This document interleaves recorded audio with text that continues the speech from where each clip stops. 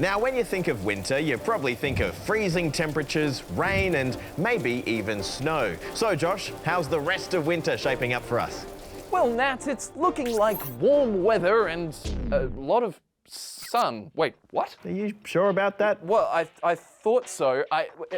Can someone check this, please? Yeah, if the weather seems a little bit all over the shop right now, it's not just you. Remember from Game of Thrones, you'd say winter is coming. Winter's not coming anymore. Winter's leaving. It's leaving earlier every year. Yep, spring weather has rocked up early to the party this year. Spring can make us feel nice. Flowers, we smell the flowers coming out. It's confusing, isn't it? Because then you think, wait, hang on, is this supposed to be happening? It's been one of our hottest Augusts on record, with some parts of the country sweltering through 40-degree heat this week, which is pretty unheard of for winter. So what's going on? I'm going to say climate change. Over 70% of countries have had their hottest temperature on record over the past 12 months. We do have extreme weather events and climate. They have been a part of our history for a long time, but they're getting more intense and they're getting more extreme. By the looks of things, the warmer weather's going to continue throughout this week and into the weekend too, so stay cool. Back to you, Nat. A US presidential debate is heating up over the next US presidential debate. Yeah, the Harris and Trump campaigns are butting heads over whether microphones should be live throughout the next debate, scheduled for the 10th of September. The Harris campaign wants both candidates' microphones to be live throughout the whole thing, but Republicans want the microphones muted when their opponent is speaking, so they can't interrupt or talk over each other. That is if the debate even goes ahead, because Donald Trump's threatened to pull out altogether. The US Open got underway in New York today. Aussie Alexei Popyrin got off to an impressive start with a straight sets win over Korean Soonwoo Kwon. While 18-year-old Aussie Maya Joint scored her first ever Grand Slam main draw singles win against Germany's Laura Siegermann. Now, with this warmer weather around, you might be tempted to grab your board and go for a surf. But over in the US, it's not just humans catching waves. I'll give you a hint. They're fluffy and they bark. I've given it away. That's right, Nat. These surfing dogs are carving it up in California. Just really enjoy coming out here all the time. Want to watch her spin around on this board, you know. While it all looks like just a lot of fun, it's actually serious business.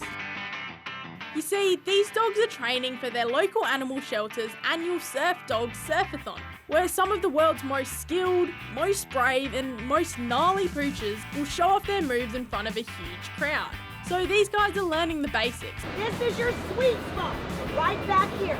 With special soft surfboards and canine life jackets to keep them safe, of course.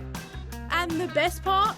It's all to raise money for pet adoption and animal care programs. And to spend time with your dogs as well as you can with your kids, I think it's a big plus. It fills a big spot in your heart. Ooh, now it's time for some extreme sports. British edition.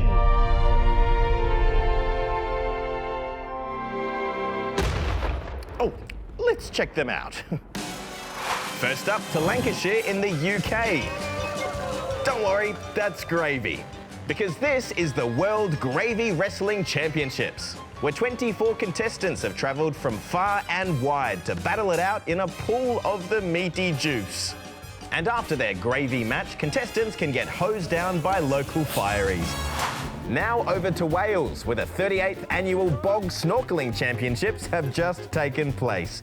Dressing up isn't compulsory, but it might as well be. The aim of the game is to be the fastest to swim 2 laps of this weed-infested 55-metre-long channel. I think you just got to throw technique away and kind of just go with it, doggy paddle all the way.